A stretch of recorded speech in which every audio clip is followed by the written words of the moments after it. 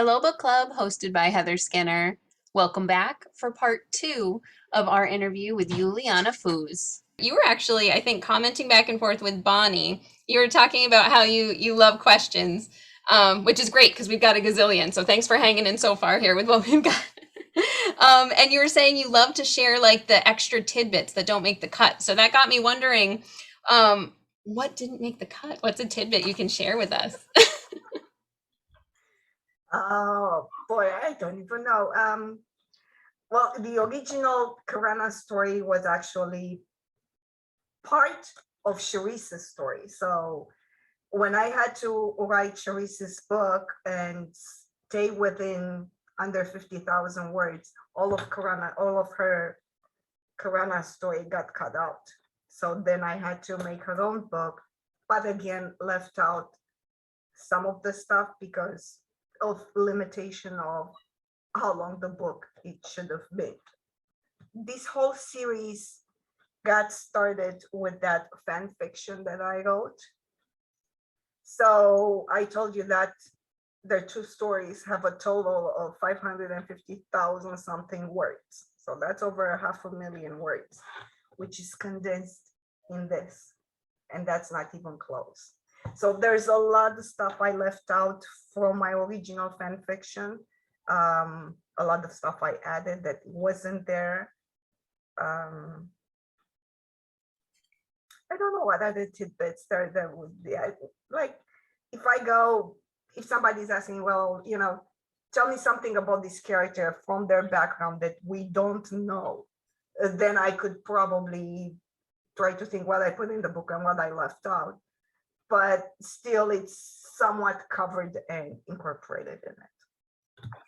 In Bloodline Origins, for instance, I had to cut out the history of the whole entire character because this book, after editing, it got to be 94,000 words. So it would have gone over 100,000 words if I would have left that in there. But I'm thinking maybe at some point in the future, I could, revisit that character and give them their own shining spot, maybe at some point. I don't know yet, but the story is still in there.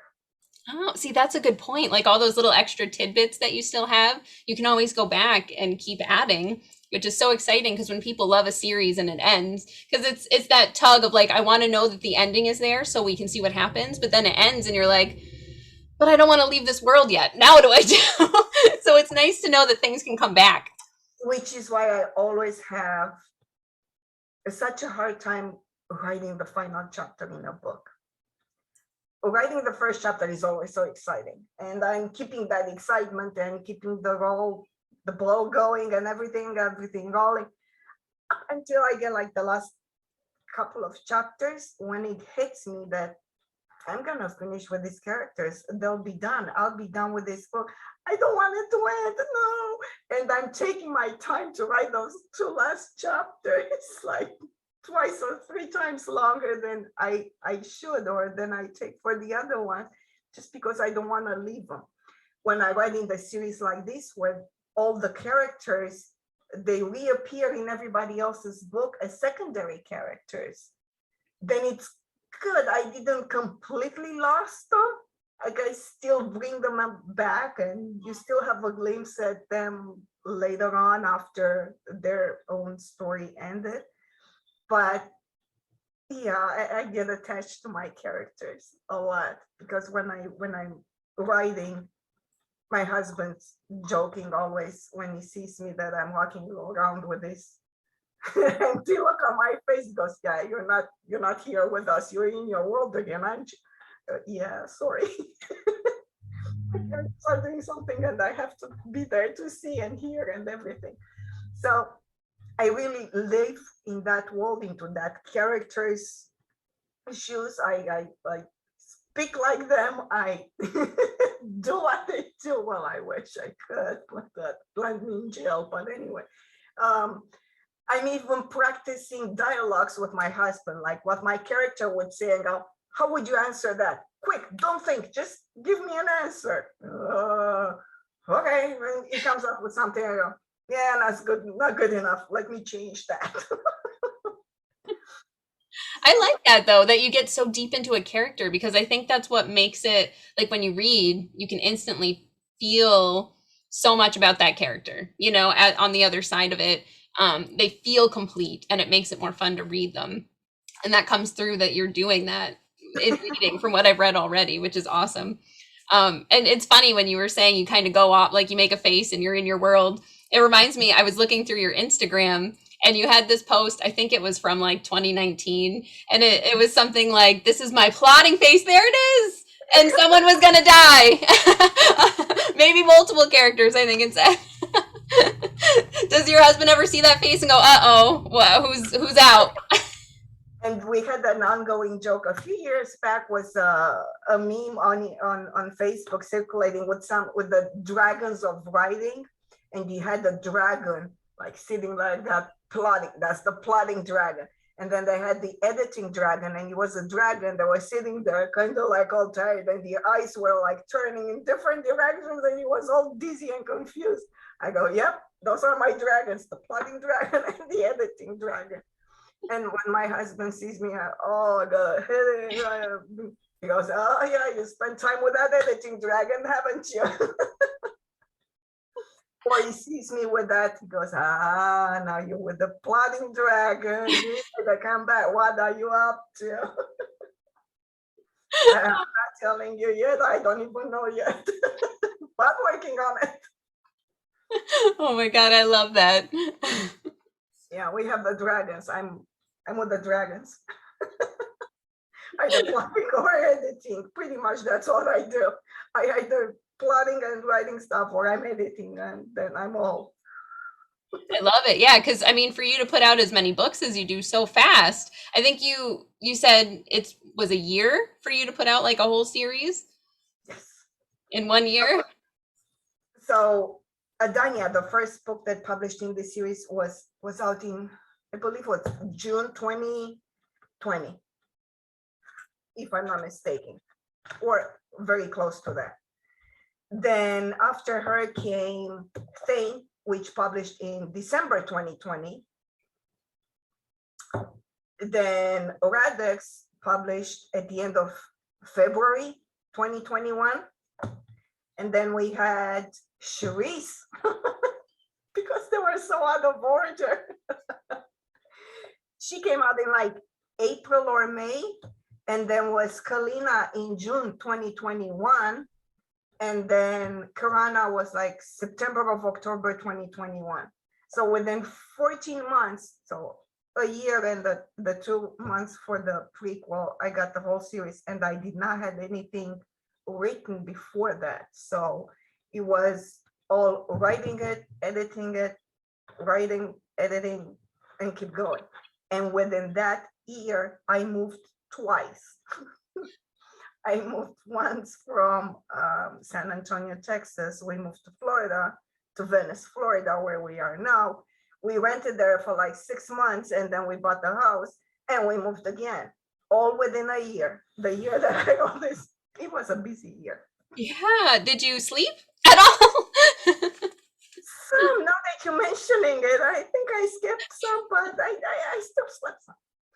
That's a fantastic like timeline for how much you put out. I mean, you must have been working nonstop. And I mean, the editing, like as what I've read so far, like you would never, it doesn't feel rushed or anything. Like it flows very nicely. Like for you to put it out that fast, it's just blowing my mind. Like, and so well. Most of it, when my publisher asked me to write this series after she read the Adania's book and she loved it so much, it was pretty much plotted in my head because it followed my fan fiction, but not so much that I knew and it was done and I just had to put it down on paper. I knew most of it, but I knew that I still have to come up with some of it. So each of them took me, I want to say, a month to write. And then another month and something to edit and send it back to the editor and get it back and then send it back again and then get it back again. Because we're doing developmental edits and, inline edits and then the last, the proofread. Yeah. So that took most of the time, but I was already, so I would finish one, send it to her, start writing the next one. They should send me back edits. I would interrupt what I was doing, finish the edits, send them back, continue writing this one. By the time it came back, I would have more chapters and so on. So by the time the edits would be done with the first book, the second one would be at least done in first draft. So by the time the first one got published, I already sending her the second one. So Wow. that's why she goes, okay, let's do this rapid release. Let's see how it works out. It worked out, but it was intense. Yeah, it sounds intense, but wow, congratulations to have like that dedication and to make these fantastic books. Oh my gosh. I just love writing, and I always joke and said that my brain is wired wrong. I don't know if wrong is the right word, but it's definitely different because I'm just not thinking like most people. And if you read the books, you will see what I mean by that. I Like, love that you do that though. You fill that space for us readers who are just like, we don't want to be in the reality of right now. We want to sit and read a book and just see something that we never would have thought of ourselves. And I think that's fantastic. that's what I think reading for pleasure is all about, right? If you want to read something for your work or something to how to or to improve yourself, or that's not fiction. When you read fiction, you want to go fiction all the way out and like completely get out of reality. And I have all the respect and admiration again for all the authors. They can write contemporary or historical or transport you in a different kind of timeline or anything. I just can't. I can't. My brain doesn't work that way. Like I said, I need my characters to do these incredible things and have all this stuff going on, and that doesn't happen on Earth, not on the Earth we know, at least. Like on the Bloodline series, the first book I told you, Origins, this was the hardest for me to write because it has contemporary stuff in it. It takes place in the current time, and it's got incursions in the 2000 years ago when the aliens first came and made the first vampires. But the next two books in the series, they're 500 years into the future. So they're still on Earth, but in a completely different looking Earth. So, and they have also superpowers and all that because they're descendants of aliens that were looking for their own home. That is They so cool. try to see if the Earth would be a good place for them to make it their new home. So they created the vampires as an experiment to see if they would live in these conditions. Ooh. Oh yeah, I definitely got to read those too. That is so fascinating. I love it. I love like where your mind goes and the cool ideas that you created and things you put together. It's amazing. My stuff here up here, it's like wired in a different way. It's amazing. It's amazing what you do. So again, if this is going to lead to a spoiler, probably just tell us what you can on it. But Carrie Weston, she currently finds herself wondering about the title of Charisse Tarren and the Black Pendant. She wants to know what the Black Pendant powers will be. What does it do? So whatever you can tell us without spoilers to kind of watch out for or be excited about. Okay, the Black Pendant is a regular pendant. It's a piece of jewelry. It doesn't do any tricks. It doesn't have any powers. It will lead her to discovering who she is, who her mother is. All I can say about that. No, I love it. Now, is will, there a reason that a pendant was really important to you? Like, why is that your choice, or just it's just what the story was in your head? It was just something to tie in, because if you read this, you will find out how that pendant came to exist. So again, you're reading Charisse first, you see all this pendant and you hear about it and you read about it, and it leads her to discovering that her family, she discovers her family with it. And then you go in here and you go, ah, that's the pendant. That's why it had a dent on it, because the pendant has a dent on it. Ooh. I'm not gonna tell you anymore because Yes, no spoilers. I'm excited. That's enough. That's perfect amount of mystery to keep me. I'm excited to find out more and read. Yeah. It doesn't do any tricks, but it helps her discover her family, discover where she comes from. Yeah. Cool. And then we've got Mary Waldering. She just got her copy and she's excited to start reading.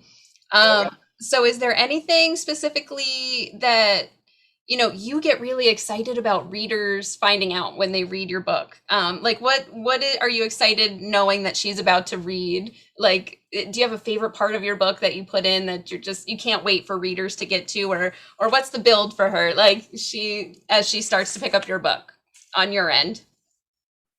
I'm always very nervous. You know, when somebody's telling, so I've been reading your book, and I'm going, oh, for the duck, they didn't like it. That's where my mind goes first. When somebody tells me, I've been reading your book, oh my God, I don't want to know. But no, usually people that I actually convince to give a chance and read my books, they're like you saw the reviews, everybody loves them. Except, like I said, Karana has a couple of those lower ratings, not even reviews, just ratings. And that's, I'm assuming it's men that picked it up as science fiction and having a romantic subplot. It's probably been a turn off for them because, well, men don't really read romance, or very few men do read romance. But I'm always excited and I love it. And I haven't had many readers like this where, let's say, they start reading a book and then message me and go, I'm on the third chapter, or here, or here, or here. What's going on? Why did she say that? Why did she do that? That thing that she's wearing doesn't look like this. Or, you know, I'm always, you will notice, I always am very careful describing what they're wearing, because it's not just, you know, jeans and the t-shirt they wear, because they don't have jeans where they are. They're all kinds of, you know, leather suits with enforcement and reinforced, and they're protected against different things. But their clothes usually the part of their personality. That's why they're important. And you will notice Karana, she wears black because she's a Sith lady. Okay. Charisse is wearing blue because she's a healer, a Jedi healer. Kalina's wearing white and she's all red around it because she's a smuggler and she sets things on fire and blows stuff up everywhere she goes. I can't wait to read about her. She is so fun. And the last three, they're all in black because they all have you know, a Sith lineage in their family. So that's why I always pay a lot of attention to what they wear, to their weapons. I make up weapons due to copyright laws. I could not use lightsabers, so I had to make up my own weapons. So I loved doing that too. And they have very special weapons. I'm not gonna spoil it for you because you didn't get to the weapons part yet. So you will see them when you read it. And also I had a lot of people asking me about the names of my characters. How do I come up with the names? Because they're very unusual names. They are. I love that too, because that's actually a question I had for you. One of my things before I start reading, I always like to look up a character's name and what it means to try and see and kind of think, did they use a meaning? So I noticed Charisse, like when you look it up for a definition, it's primarily a female name of French origin that means grace, beauty, and kindness.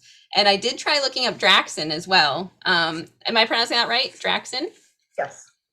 And I could not find a definition for that, which I also thought was very fun. And I'm like, ooh, I wonder if she just completely made this up. Yes, I completely made up names. And sometimes I write the first draft with a name for a character that I usually make up. And then throughout the story while I'm writing it, I go, yeah, I don't like how this name reads. I don't like to write it.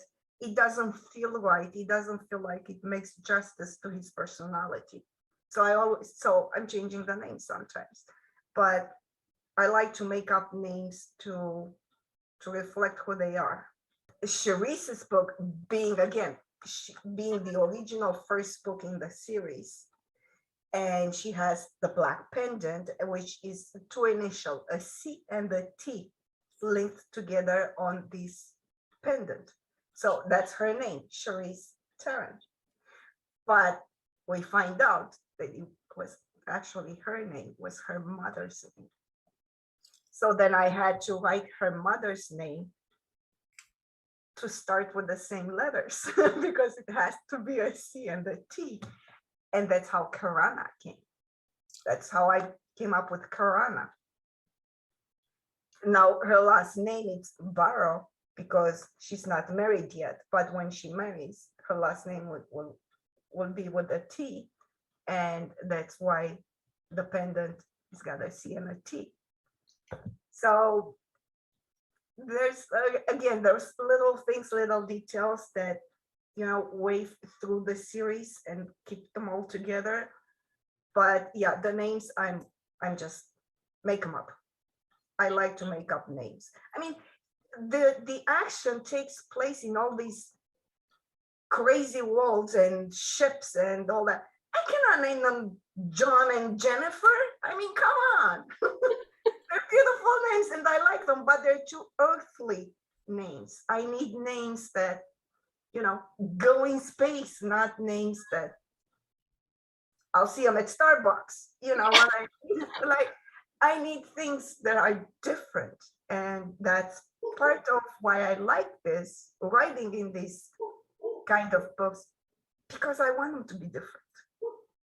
I love that. What do you do? Do you sit there with certain like letter combinations? Like, how do you go about making them up? I make them up, yeah. Sometimes I hear a name, like, I don't know if you ever heard of Final Fantasy. Yep. The game. So there is a character in there, a bad monster, but her name is Avery. And I go, that beginning, A-E-V, I go, I like that. How do I make up a name from that? And I write it down and look at it. And then you will read Kalina's story and you will find Avon. Oh. So that's how I came up with his name, because he is kind of a monster in his own way, but not really. I mean, you know, he does bad stuff, but he's a good guy. I mean, I don't want to give any spoilers. That's okay. He's a diverse character. Got a little bit of everything, sounds like. Right. Then in Adania's book, I had Adania. Well, this one I told you was easy because I had to use Beauty. I wanted to use Beauty and the Beast anagram, and I came up with Adania.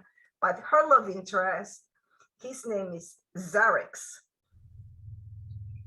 And first I wanted to make a name for him because he's like, you have times when you're gonna hate the guy, and then next page you're gonna go, oh, that's why he did that. Like, you know, you first hate him, then you love him, then you hate him again, then you love him again. Like, I keep him like that. And I wanted his name somehow to reflect that. And I wanted to give him a name that I came up with this thing, that it can read the same thing if you read it normal or backwards. But that would have been Zarax. And I go, yeah, no. I go about half of the book, I went with Zarax, and then I go, Zarix is better. So I changed it. But it's still like, that was just an example of how I came up with his name. I like that a lot. And I like all the thought that you put into it too. You know, you're not just sitting there like, oh, I made it up and it sounds great. Like, you're really trying to match it. I'm really trying to match the character. And they have to, again, they got to pass the test of being written, me writing it, seeing it written, pronouncing it out loud. And if it just doesn't sound good to me, it's gonna go. I like that. I think that makes it flow better for a reader too, because I know, like, with made up names, sometimes you could look at it and be like, I don't know how to pronounce that. And then you stumble on it every time you get to it in a book. And it sounds like with the thought you put into it, like I haven't had that issue at all with the names that you have that are original that I've read already. So I think that's fantastic that you put that much into it and makes it, match the character and it flows. Like you're really thinking about it. That's amazing. I do. I really like these names a lot. And in the new series that I told you I'm working on, the names are even more out there. And again, to line up with the worlds that the characters will be in. I love it. I can't wait to hear more on that and keep following your work. Mary and Carrie are both authors, and I'm aspiring to be an author and working on a work in progress. So what would you give for a favorite writing tip or marketing tip or writing quirk or writing routine to anybody watching that's also an author or aspiring author? If I had any marketing tips, I would probably apply them. I suck at it and I hate it. So I'm going to stay away from marketing.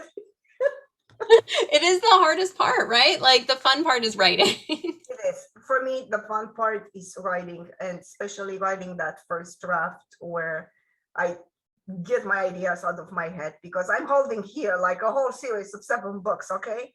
And 6-7 books at a time. And I gotta get them out to make room for more. Like the space is very limited. It's not that much space there. It's limited. I gotta get them out. So I love writing those first drafts. Maybe because English is not my first language and I always afraid I'm gonna screw up. Maybe that's why for me editing is more challenging. But if I would to give any kind of advice, it's never give up. Follow your dream. If I could do it, okay, anyone can do it. I'm writing in a language that's not my language. So if you think you have challenges writing your book right now, okay, think how that was for me to write. Think of a language that you think you speak well, the best. Would you be able to write a book in that language? Yeah, what you do is just beyond amazing. Every step of it, like the ideas, the way you generate them, to the ability to write in something that's not your native language. I mean, you blow my mind. Amazing. I'm gonna tell you the truth. I'm just very stubborn. Okay, I made it into my mind that I want to be a writer. I want to write books. This is what I want to do. And my absolute dream is to have at least one movie or a TV show made after any of my books. If that ever happens, I can die the next day because I have accomplished everything I ever wanted in my life. Please don't do that. Write more movies. Don't. Well, if I would have the choice, I wouldn't. But right. If I do, at least I know that I have accomplished everything I ever wanted. But, that would be amazing. I could, just from reading the beginning that I have so far, I could see that being a movie. I think that series. You can see it. Well, are you a movie producer by any chance? No, I wish I could say yes for you because it should be a movie. So yeah, don't give up. Don't give up. No matter how hard it feels at times, because it is hard. Writing, it's a very solitary occupation. Let's say you stare at a computer and you spend so much time in your own mind, and you tend to isolate yourself from the other, so you can actually focus on what you're writing and what you're doing. But no matter how hard it is, think about that you're not alone in it. There are so many other authors. There's so many other people that go through the same thing, and if they can make it, you can make it too. So see my motivation, see how my mind works. I was like, if all these people could write books, why can't I? Okay, I don't speak English, so he's gonna suck at grammar. That's okay. I'll learn grammar, and I'll make them better. I'll pay editors and make it even better and all that. So, but hopefully we have all the programs. We have Grammarly. We have all those writing aids for authors, and they help. They don't catch everything, but they do some. But yeah, don't give up. Don't give up. No matter how hard, there's no better feeling than when you will receive your first printed copy and you're gonna hold it in your hands. Like I cried with every book that I got from my publisher that got published. For every single paperback that I have, all of 9 books, every time I cried. And it's of joy. It's not, it's such a relief to see it. And I go, oh, baby, I got it. I got it. Look at it. Look how beautiful it is. So there's no feeling like that. Maybe having your own baby, but you already have a baby. You've done your part. Now you want to write books, different kinds of babies. Probably the pain is very similar. I don't know because I don't have children, but there is a lot of pain, and there will be times. I had times when I just cried and hit my head against the desk and what am I doing? But it was worth it. It was worth it. So don't give up. It took me years and years and years of dreaming about writing since I was a teenager. And I published my first book, Bloodline Origins, April. So that's 4 months before turning 50. Wow. That was 4 years ago. This was published in 2018. How did you get on that journey? How did you go from, I've got all these ideas, I'm finally publishing?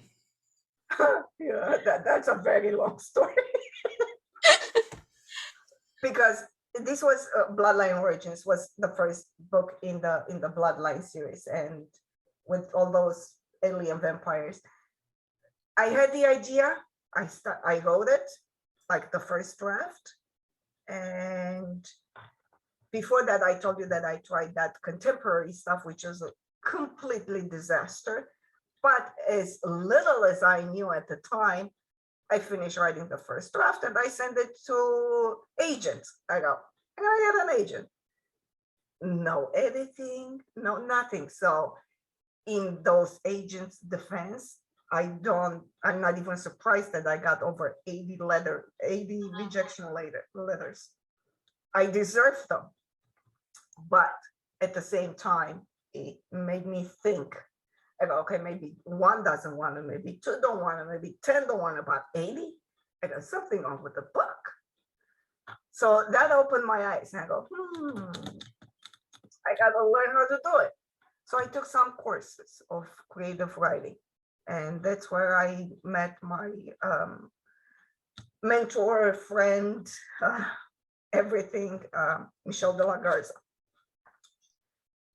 She taught a course that was like 8 weeks or something, every Wednesday night at 6 to 9 or something like that. And that was eye-opening. I just learned in those weeks how much I did not know. And I was scared. So the first assignment she gave us in like second week into the course, she goes, post online on our group, on our documents, 5 pages of your work in progress. And the other people in the class, we were 3 adults in the class. And I'm saying adults because all of us were like over 50 years old or around that age. And the others will edit and comment on what you've posted. Then she'll go and do the same thing. So we all get feedback. And by the end of the course, we'll repost those 5 pages, corrected, edited, polished, make them all pretty. The other 2 people in the group, they didn't have anything ready and prepared. I go, I got my first 5 pages from Bloodline Origins. At that time, it was even a different name and different everything. So I'm posting that, and next week comes around and I go and we open the documents. And I couldn't believe it. Not even one sentence was clear. Out of the other 2 people in the class, and between the other 2 people in the class and Michelle, on a document of 5 pages, I had over 20 pages of comments. Oh my God. Like not one sentence was good the way it was. It was all bad. So I went home, cried for a couple of days. I'm not doing this. I suck. I'm stupid. I don't know what I'm doing. Yeah, this is not for me. I'm not doing it. And then a couple of days later, I go, but I really want to.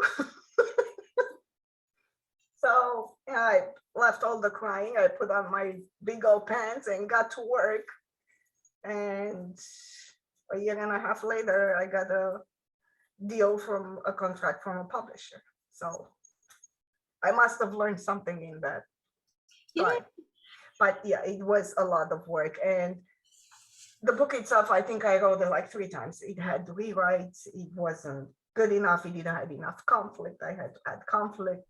I was, like I said, hopping heads in the point of view. I couldn't stay in one point of view. I tend to write from multiple points of view. Like Bloodline Origins has like 5 or 6 different points of view from different characters, but you still have to keep them separate from one another. I was like 1 paragraph from this guy point of view, 1 paragraph from the other one. And it was also such a mess. But eventually, after 2 or 3 rounds of rewrites, it got to be good enough for Soulmate Publishing to give me a contract for the whole series. That is so exciting. I'm so glad that you didn't give up. Like when you saw that the rewrites and everything, because I think, yeah, I would have just hidden in a corner somewhere and been like, okay, I tried. You know. I like I said, I've been there, went through it. I know how it feels, and it can be overwhelming, but I'm so damn stubborn. I don't know. I really want to do this. I'm glad you're stubborn. I'm glad your work is out there because I'm already enjoying reading it and hearing about it. I think this is what carried me through all the dark moments, my stubbornness and my determination to like make it. No, if everybody else can make it, damn if I'm not gonna make it too. I got through. Oh, I'm glad you did. Oh my gosh, that is so cool. I'm just blown away by like your whole story, just everything. Your stories about your stories, your how you got to be where you are today. I love this. Oh, I also noticed in one of your author bios, you wrote that you like one of your dreams. You've already made your dream happen of being a published author, and you also dream of living with a beach as a backyard. So I was wondering, is that what you have now? Is that where you moved to? No? No. For that, to get that, have the beach as my backyard, for that, I would need the movie deal first. Those houses are like millions of dollars. They're not a regular mortgage. Got it. So it's expensive. It's a good dream though. But I'm wondering because the way you like, you just pull so much inspiration from just everything around you. Do you think if you had the beach as the backyard, would your writing, like your ideas change? Do you think? Like what do you think that would change about where your ideas are coming from? No, if you read the books, almost in every single one of my books, there has to be a beach scene. It's either the beach or the lake or the proximity to water. For me, I don't know. It's something magical about water. I don't know why I feel so much better and so much more alive and better about everything when I'm near a body of water. If it's the ocean, it's perfect. And the white sand and the palm trees, they're just bonus. But even if I don't put it in the book as a beach scene, then it's still like a lake on a lake scene, or yeah, it has to be something, and it's always some romantic scene or something happens there. There's always a crucial scene in the book. It's always something important. when you start reading one of the chapters and you see that they're on the beach or something, be sure that something's gonna happen there. It's not put there just because it's pretty. It is pretty, but it does more than just being pretty. I love all the backstories between things that like tie through your series that you wouldn't necessarily know about without hearing like behind the scenes, the way you have the beaches and like Those are something the in all your little, books are from a dream. It's so cool. those are all those little bits that don't make it in the books, that you read the book and it's just a book. It was okay. But you don't hear all the backstage stuff that's going I on. love this backstage stuff. This is amazing. And I'm going to keep my fingers crossed for you that you get your beach and your movies because you're fantastic. So I hope you get the both of them. Thank you. I really appreciate that. I've been keeping crossed everything, but I'll cross both my fingers. I'm crossing my toes. I hope that you get it. thank you. I really appreciate that. So I noticed on your Instagram page too that you said you love wearing colored contacts. And I wanted to ask, is that like something you do, like kind of your love of your vampires writing? Because for some reason when I picture vampires, I picture like the different eye colors. Like, is that a way for you to like hold on to things you're writing, or is it just for fun? Okay. I have deep brown eyes, black hair. I always found that being boring at best. So I always wished I would have had a different eye color. For the longest time, since the color contacts came on the market, I couldn't wear them because I had problems with my eyes. I was wearing glasses. I had contacts, like to replace the glasses, then my eyes got so bad that the contacts would have been like this thick to do the job, so I couldn't wear contacts anymore. I was stuck in glasses. And then finally, my husband said, okay, let's do it. He knew how much I hated wearing glasses and all that. And I had eye surgery done. I had Like the laser?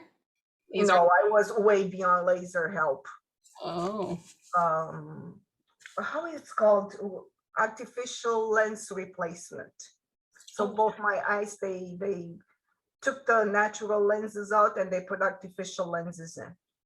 So now I don't wear glasses anymore. One is like near and far, and the other one is medium and far. So I don't need them. I can read here, I can read there, and I can read across the street. So they've done a really good job. It was the best thing I ever done for myself. So now that I don't need glasses anymore, I go, color contacts. So yeah, I got a whole bunch of color contacts. And once in a while I put them in. I like going blue eyes, green eyes. And you will see all my characters have very unique and very different eye colors. And they're, again, for a purpose, not just because they're pretty, but it means something. It symbolizes something for them. Like all the energy users, they'll have this brightness in their eyes, and the vampires do the same. When their emotions get very high, their eyes are like glowing and sparkling, and yeah. That is so cool. That's why I make them all have all these different eye colors. So I think another hobby that I saw you like, maybe from your Instagram too, or one of your bios, I think it said that you like baking.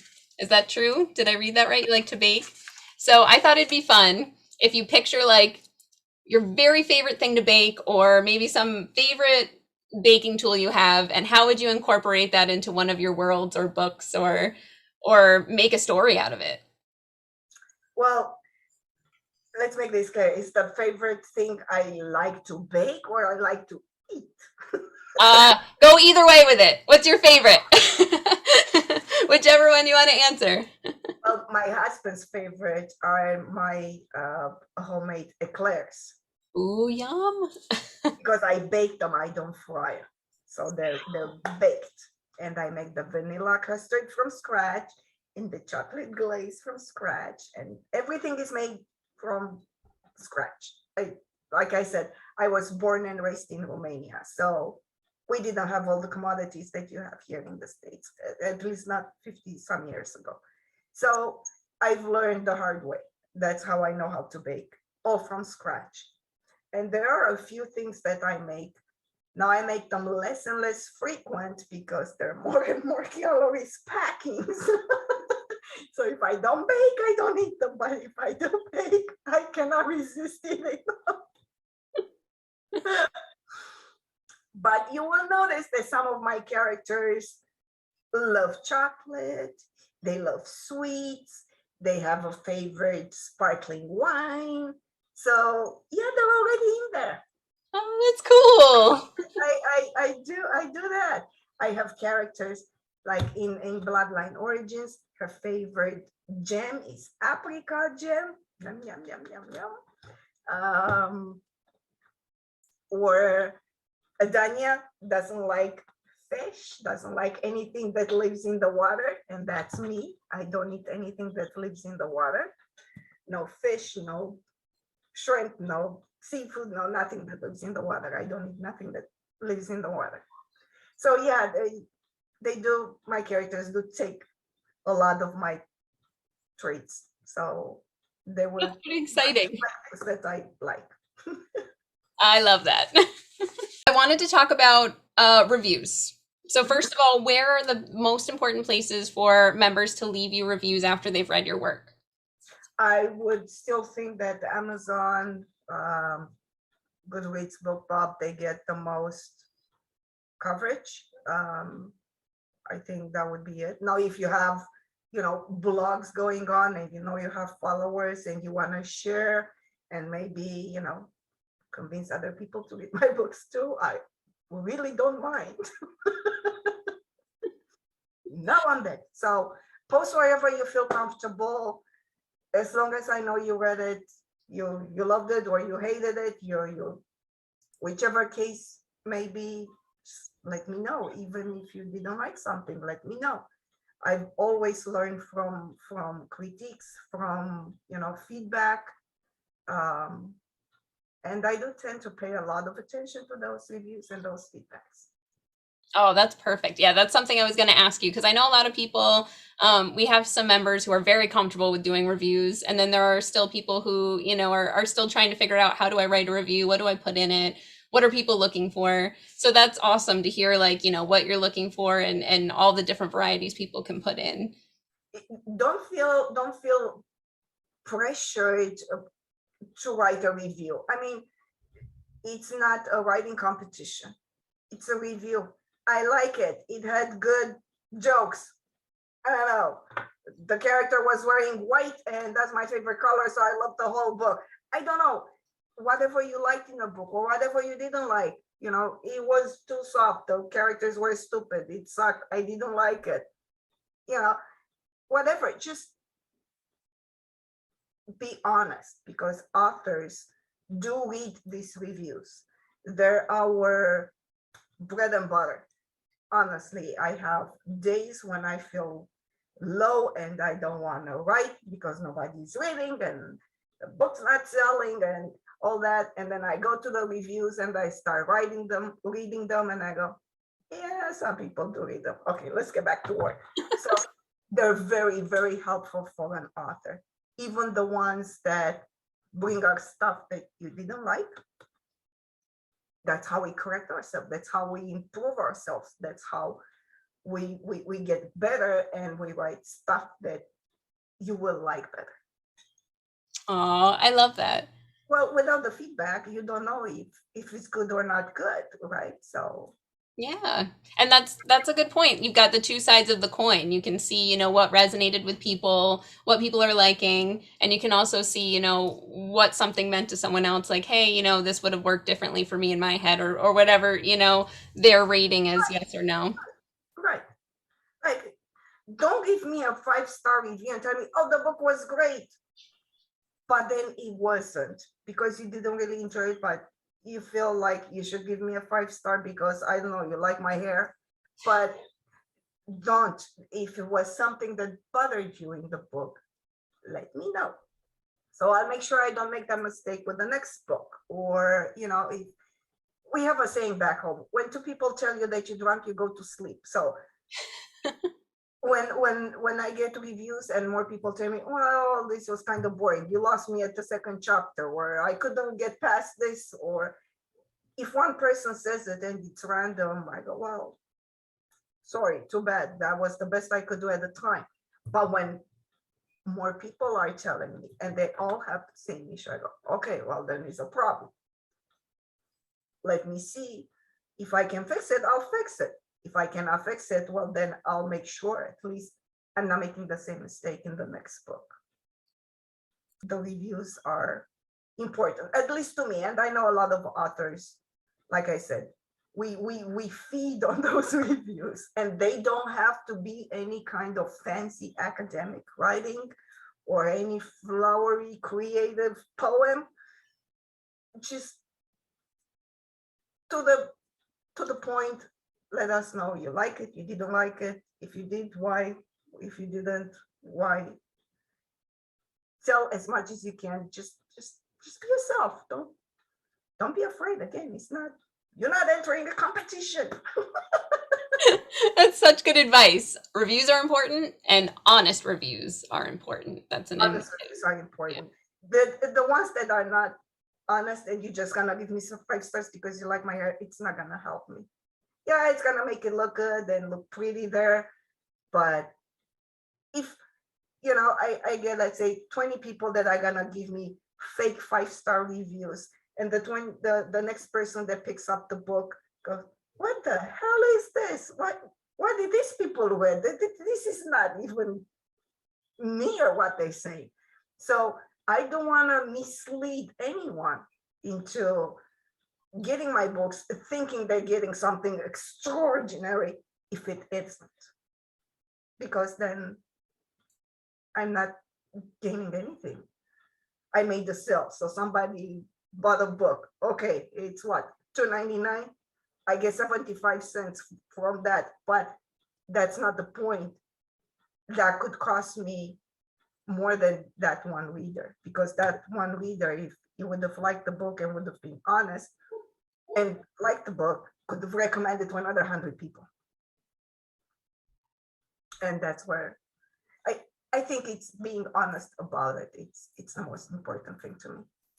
Oh, I love that. And I think that goes to show like how you got to be where you are too. Like being, I think as an author, you have to be open to feedback, whichever side it comes from, and wanting to hear it all. You know, you do have to have like a thick skin for it, but you have such a passion for it. Like it's so great to hear how you take both sides in and you appreciate it. Yeah,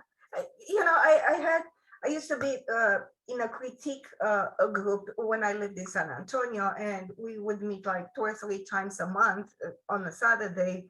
We would read snippets from what we wrote in the meanwhile, and others would critique and so on. And so many times I went home and cried. I go, oh my God, that was so bad. This one said that, this one said that, this one said that. Okay, well, too late to give up now. Let's get fixing it and move on. And I eventually did.